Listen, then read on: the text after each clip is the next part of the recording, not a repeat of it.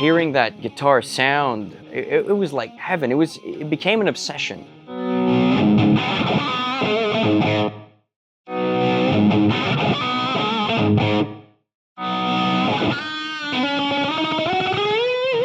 It's always been pretty much everything on 10, and you back up from the things that you don't want. You know, you just tweak it to your ear.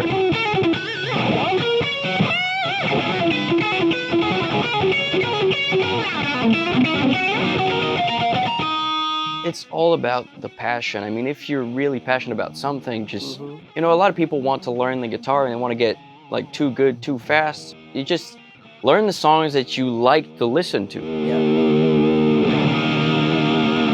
What's up? It's Paul from Guitar World, and today I am joined with Jacob Deraps, a phenomenal guitarist, artist, influencer, and is it fair to say you're also a brand ambassador for EVH brand? Absolutely. Love that gear. Thanks for having me, man. I appreciate it. Jacob, it's a real pleasure having you here. So, a little backstory. The reason I have you here is not because of EVH. This is not a sponsored video. But I had been following you on Instagram, and I was just like, this kid, he plays Van Halen like nobody else. And the reason I say that is there are phenomenal guitar players who play Van Halen, who execute Van Halen flawlessly, and you know, Pete Thorne, Frank Lydia, Tom Shreds, and then I find you, who is the youngest out of all of them, and yet the one thing that that captures me is the fact that you, even though you're playing that, those other guys played well, you have the feel, which is really hard.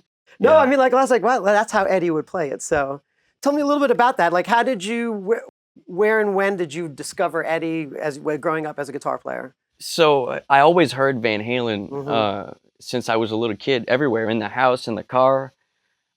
So I grew up listening to it, and I started playing guitar when I was, I think, 11 years old. And at the time, you know, I started playing Metallica stuff, especially learning all kinds of, you know, early Metallica riffs, power chords, and, you know,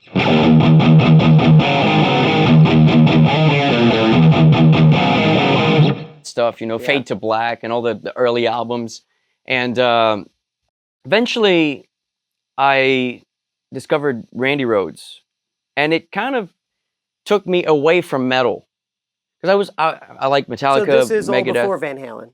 Yeah, but see, I heard it all through my life, but I didn't play it yet. Got it. You know, and so I discovered Randy Rhoads, started playing, you know, Crazy Train, stuff like that. I couldn't play all of it because I was still early with my, you know, my guitar solos. The first one I ever learned was Fade to Black.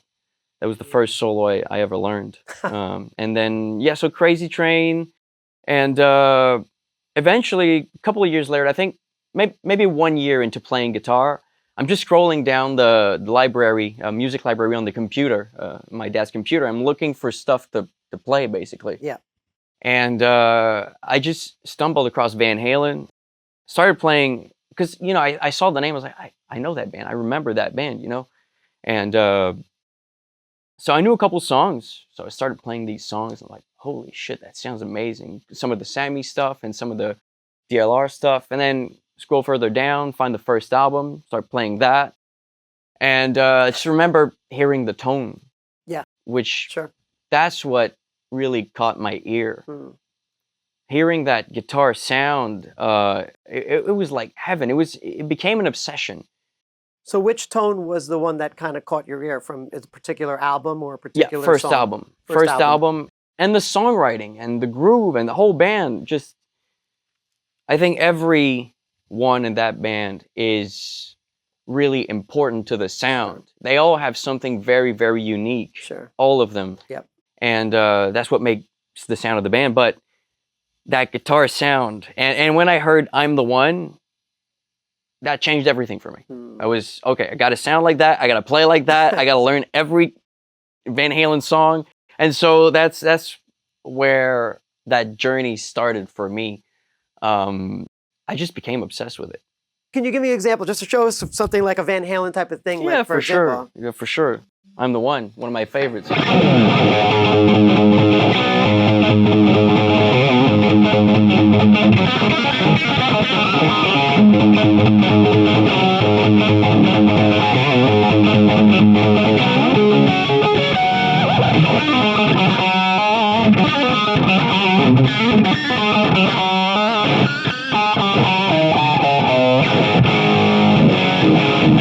Yeah, one of my favorites, you know, that swing and that groove, that feel. See, it's like right off the bat. So we're into it. It's great. Yeah, I just love that great. song. And I'm the one, I learned it, you know, on the spot. I couldn't play all of the solos and stuff, but, you know, I didn't have a hard time playing that.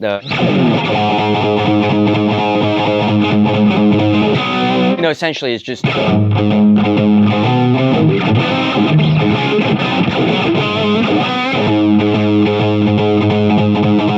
It's a little bit faster. It's kind of like that Pride and Joy thing by Stevie Ray Vaughan. It's just a swing, you know. So you were like just caught to that, basically the rhythmic element of it. That's really what caught you. Yeah, that groove, you know. It's just... And every single part is catchy also. You know, it's a catchy riff. And then he gets into the next part.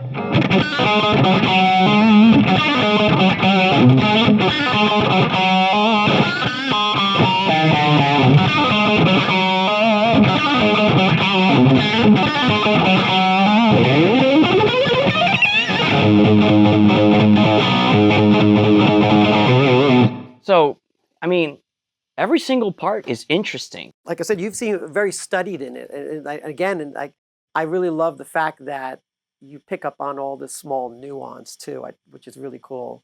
Like I'd seen you play, like even solo at Ice Cream Man, for example. Yeah, There was a point, I think, that you actually like freed your hands from the guitar and that you had this open ringing sound. I was like, oh, that's something Eddie would probably do too. I thought that was kind of cool. Yeah, because I think there's, I know what you're talking about. It's towards the end of the solo. At some point, there's a mistake on the record, and it's just open string, and maybe he just caught it with his finger like that. Could you show really quick what I was just kind of explaining? Yeah, sure. Because I'm like, again, like I think that's always, again, even for me growing up, the coolest thing about learning like when you start to learn all these songs as you start to build your sort of you know, your particular style.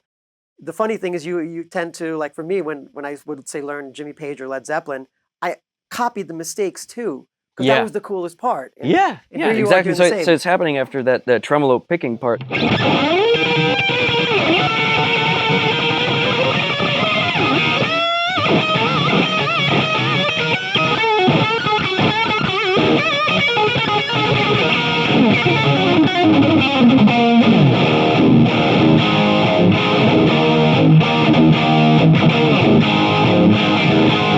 It sounds so good in the room. The sound is incredible. It's great. I love that. But again, you just nailed those little nuances. But I think that's what we love as guitar players, to see even the mistakes sound right. Yeah. And I think I think it says a lot.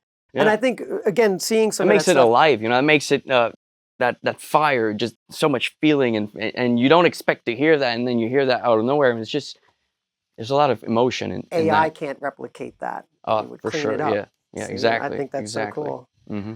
And even now, as I said before, you're also an artist, and you're here out on tour. Yeah. Which is fantastic, and in addition to sort of playing a bunch of covers as well, you're also playing a lot of your own material. Yeah.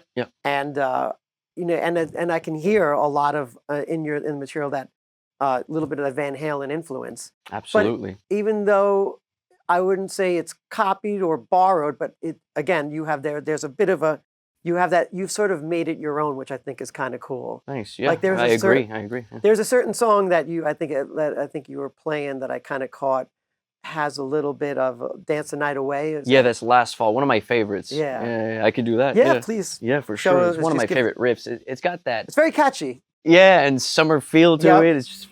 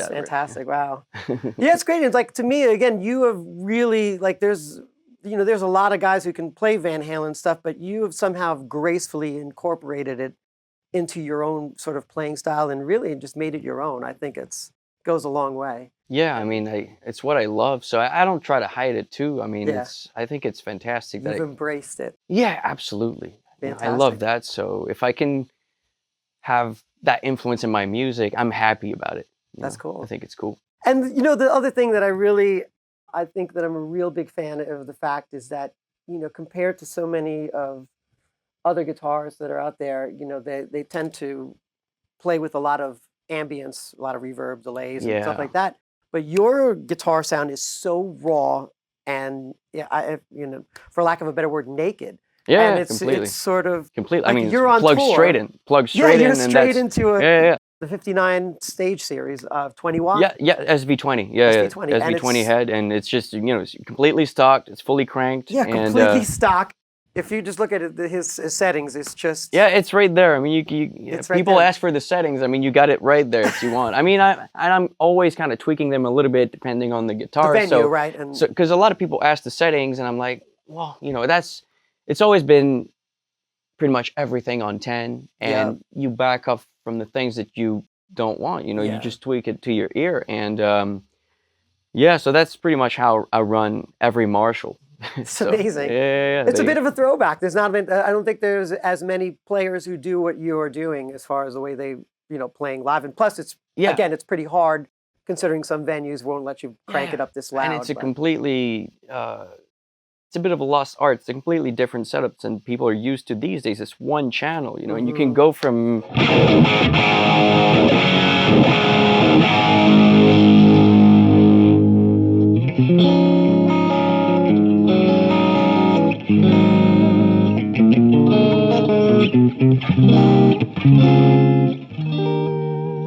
I mean, it's fantastic. Yeah, it's all dynamics, and again, you've here, no channel switching or you've mastered the art of being able to turn it down to clean and then crank it when you need it. It's very impressive. I love it. What are the guitars you've been using now on tour here with? So there's this Charvel Superstock SoCal, which I really, really love. I mean, the neck is incredible, and it just sounds fantastic. It has a DiMarzio Super Distortion and a PF Pro here in the neck, and that neck pickup, I think it's the best sounding neck pickup I've tried. I mean, you can control the brightness of it just with the pick attack. Like if you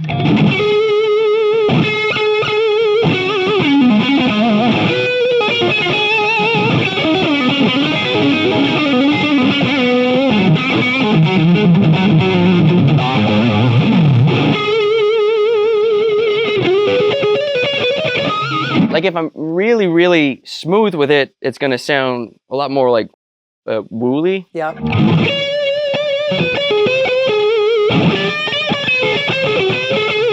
I love the dynamic of the neck pickup, and it just complements each other perfectly.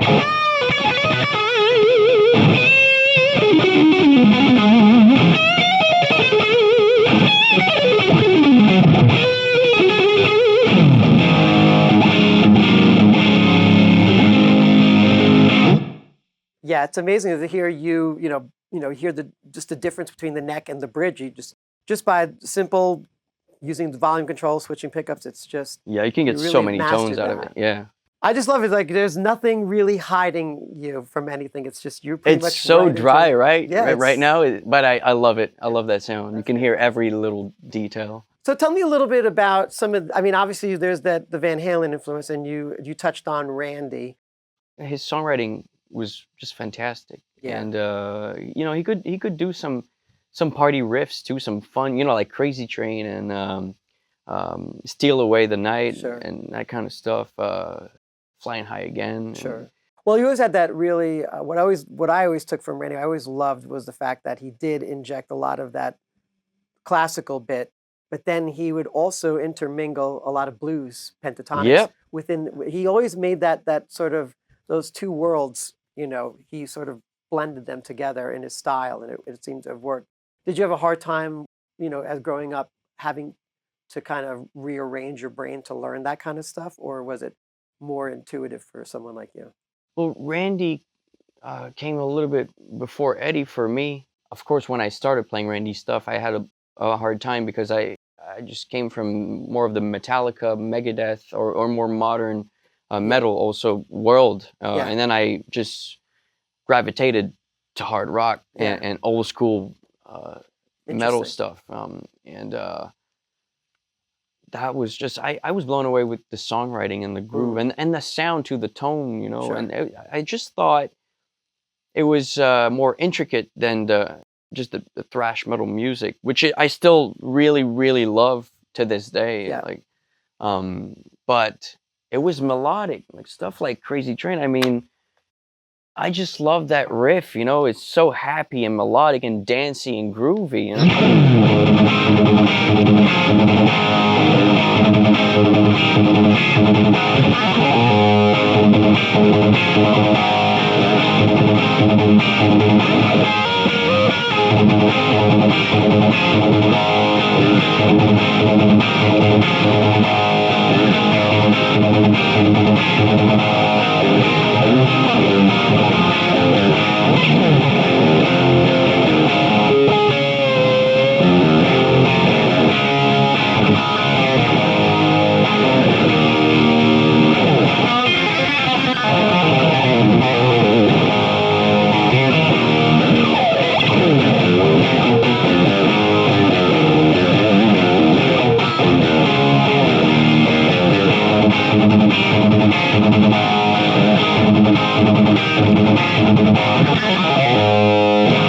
So all the guitar fills too, right? I mean, that was something that really made me gravitate towards this style of music, is all of the guitar fills in between, which makes the music so interesting, filling the space, you know, which Eddie does so well too.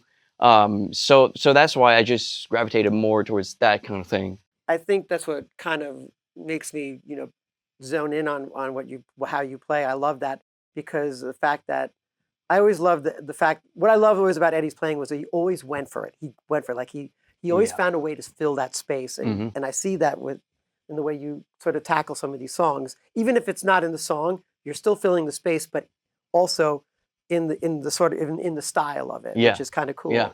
It's also making it your own. And that's really where you start to begin to make your own, create your own sort of identity as a guitar player. And absolutely. I mean, you start to know the neck and have, you know, influence from so many things that you pick up, and it's a lot of fun. Take me through some other players who like kind of entered throughout those years. Like, I mean, it must have been exciting to see, you know, just for you discovering a lot of these other kind of like more of the shredding players like Vi, Warren DeMartini. I mean, I love DeMartini. I love Vi as well. Malmsteen was such a... Was that hard? Was Malmsteen hard too? It is. Yeah. That's tough. Well, give me some like some riffs or some or solos that kind of shaped you as a player. Like, take me through, like, what would you say if you were to pick, say, you know, 3 to 5 of Guns N' Roses also, Slash, you know, this is...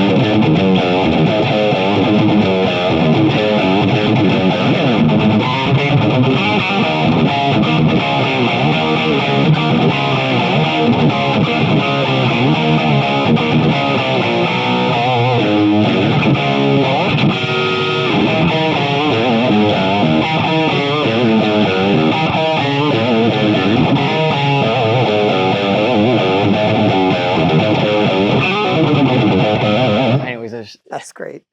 Yeah, it's so good, these riffs, and that's amazing. Single note stuff, and yeah. But I just like to watch you tackle it. You know, you make it sound full, as if, you know, like without no delay, no nothing. It's great. Yeah, and I do that one live too sometimes, and it's a lot of fun to play. Even though, you know, there's 2 guitar parts and stuff. I mean, you can get around with it. That's fantastic. Tell me a little about your right hand technique. Yeah, it's all about that constant movement, alternate picking, but you don't think too much about it. You're just more like I'm just really whatever gets you there. It's that groove. It's that constant groove. You know, on songs like "I'm the One" is a good example. The hand just never stops moving. Really, it's always constant. Hoffer Teacher as well, and I don't know, like if I'm doing a swing.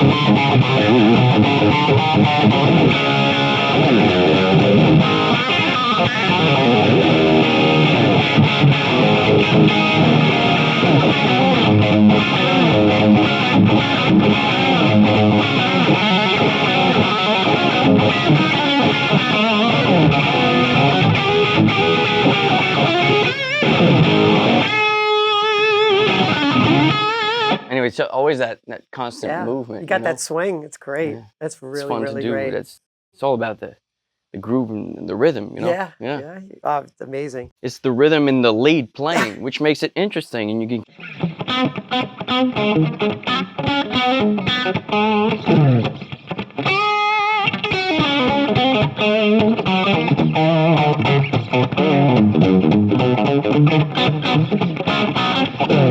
You know, that silence in between the notes and just that.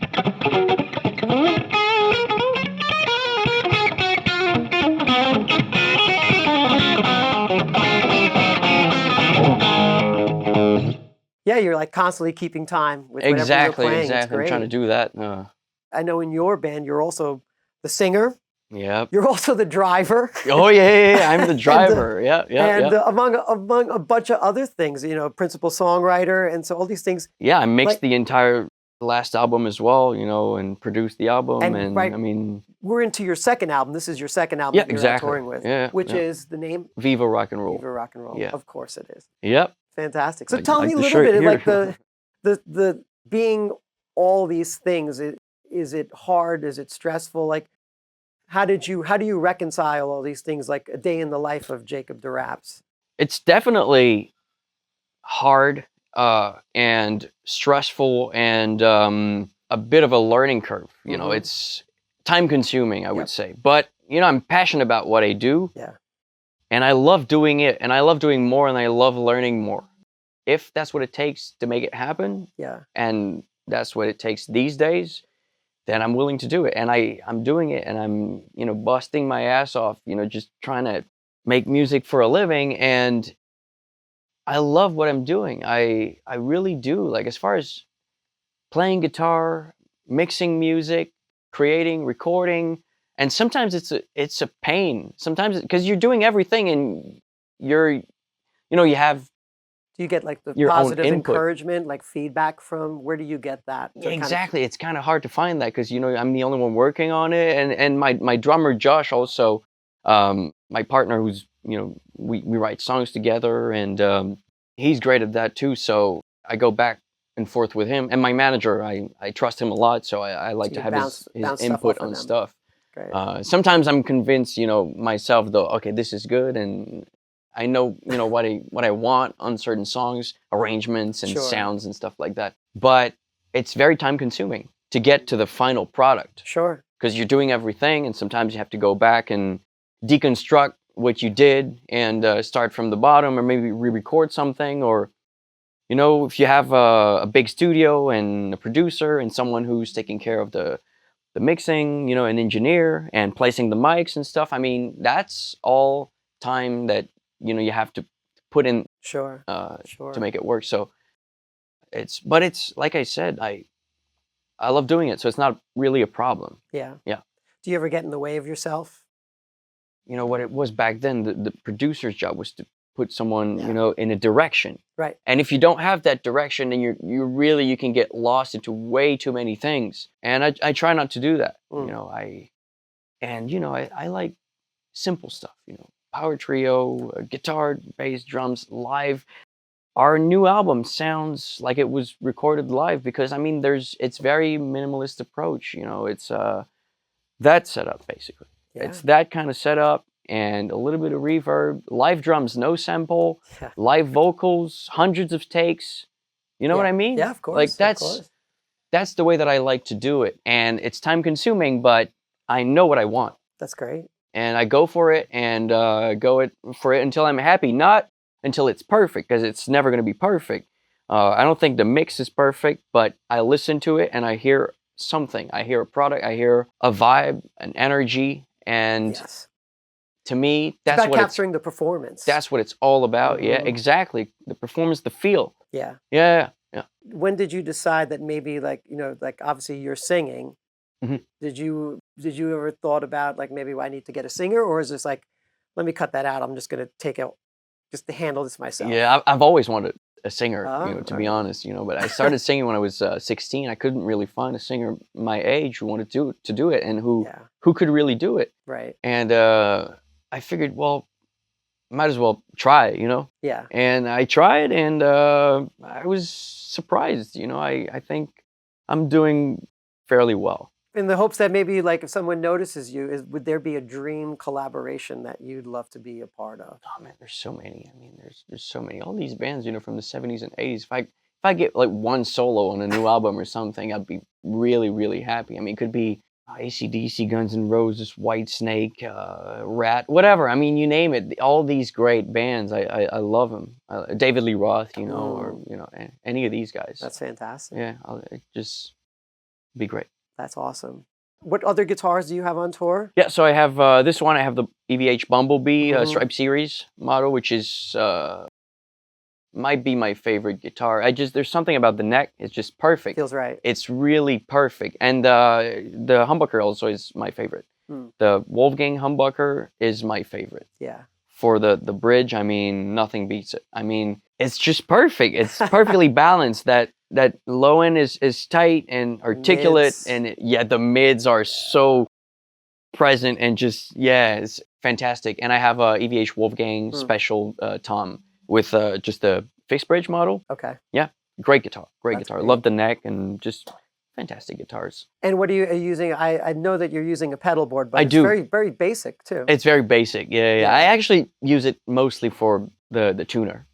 Yeah, that's because, you know, you need a tuner, and a clip-on is kind of, it's messy. You don't really, sometimes the band is playing a little bit and you're tuning and it doesn't work. Yeah. So I have the Boss Wazacraft. TU3 or Wazacraft TU3. Wazacraft, yeah, exactly. And it's fantastic. Other than that, I have MXR Echoplex, the little pedal stomp box.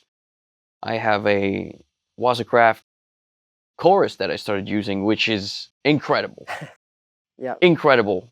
EVH Flanger, EVH Phase 90, EVH Wah. That's it. I don't know why the EVH Wah is just EVH signature pedal. I had to get it, you know. But it sounds good. Yeah, exactly. But it sounds good, and I like to use it actually. I do a lot of different styles and jams live. You know, it's not just Van Halen stuff, and I have so many influences. Yeah.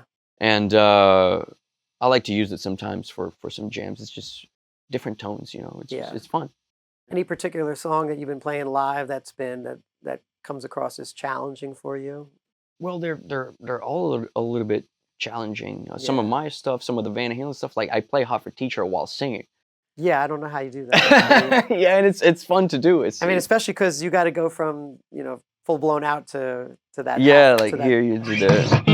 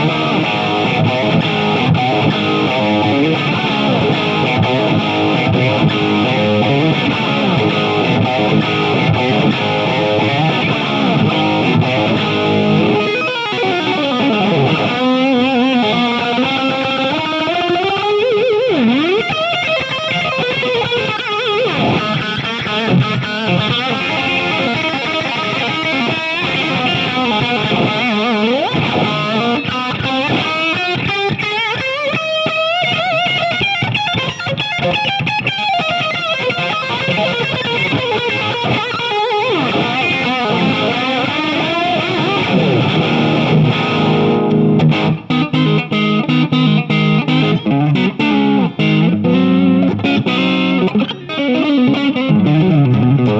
I kind of messed up the end there, but yeah. Wow, that's great. It's fun. That's fantastic. Yeah, it's fun So to Jacob, do. after this tour, what's next for you? More touring, actually. I More want to do. touring. Yeah, I want to do more shows. I mean, More I've been shows. doing a lot of just basically office work, you know, and I at home, you know, doing videos and recording and stuff. Sure. That's just a lot of It's a lot of, yeah. just being at the desk and not really going out much. And I haven't been doing a lot of shows. Just got back into it, and I'm loving it. I just want to do more and more and more. And so next summer, hopefully more festivals and stuff like that. So we're touring here for 2 months, and I think we're just gonna keep going for the rest of the year. That's great. And eventually, you know, more material. I'm always working on new music as well. You write on the road as well? All the time. All You the know, time, whenever right? I pick up a guitar, there's a riff that comes out or something, and sometimes it's interesting. How do you document it? Do you have something just Yeah, it's all on my phone. I don't have my phone. Oh, right here. Yeah, it's all on phone? there was way too much stuff on there. Way too much stuff. Like, but the more interesting stuff I go through with it. Yeah. Fantastic. Sometimes it's just a riff. Sometimes it's just a weird noise. I'm like, that's interesting. Could maybe fit a song or something. I mean, look, that's what Van Halen used to do. He used to come up with something just unorthodox and new, Oh, and then he he'd had incorporate so it. many of them like this.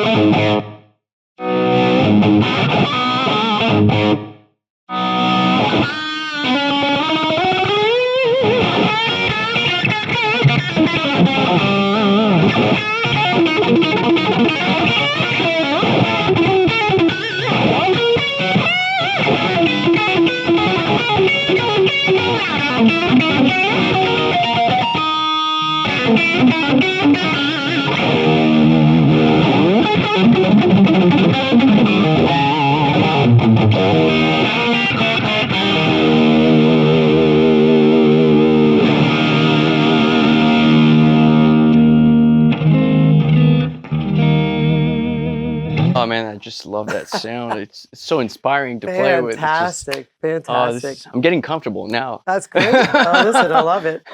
Would you have any advice for any aspiring players who want to kind of do what you do? And listen, you do a lot. I don't know if they can all handle that kind of motivation and drive that you have. Yeah, well, it's all about the passion. I mean, if you're really passionate about something, just I think, you know, a lot of people want to learn the guitar and they want to get like too good too fast. You just learn the songs that you like to listen to. Yeah. And that's what I did. It was never about, you know, learning the scales and it's fine to learn the theory. It's good. It's good. I don't know a lot of theory and I should know more. But I mean, if you're just every time you pick up a guitar, you think of like practicing like mathematics. I mean, that's not it's not going to happen. You got to have fun with it. Yeah. So you have to have fun with it. You have to learn songs that you enjoy, you know, listening to, and you're just going to put a lot more hours that way, I think. And get a tube amp. Yeah. I agree with you on that. Oh yeah, get a tube amp. Get a tube amp. Oh, I agree. I love it. I think that's great. And speaking just really quick, modelers, no? Yay or nay? I'm not big on them. I don't like them. Not for live. Not for live. And if it's convenient for recording some stuff, I would say yes, it sounds good. Some of them sound good. I like the Universal Audio stuff. The Lion 68 plugin is a good example. Yep. It's the only plugin that actually sounds close to a, like I would say that sounds like a good Marshall. It really does. It reacts like a Marshall. You can clean up. It sounds good. But I mean, for live, you're playing with a band. You have a drummer, a bass player, a guitar player. A band is loud. The sound is right there on the stage. Yeah. That's the sound of the band, you know. Listen, and then I agree with you. Nothing beats a tube amp cranked, no, getting all that I mean, dynamics in the air that you're pushing. yeah, and you can feel it. You I can mean, it's feel not it. even that loud right now, but you can really feel it. Yeah, it's just It's great. It's fantastic. yeah, cool. Jacob, where can people discover you if they're looking for you? My website, derapsofficial.com. You can find all the tour dates and merch. And also social media. I'm very present on social media, Instagram, TikTok, Facebook, at Deraps Official. Check him out. Jacob Deraps on tour. I'm sure you'll see him. He's just amazing. New album, Viva Rock and Roll. Yep. And as I like to say, you just don't stop Jacob. You just let him go. Thanks, Just man. keep going. I think it's fantastic. Thanks, man. Play us out. Play something wicked.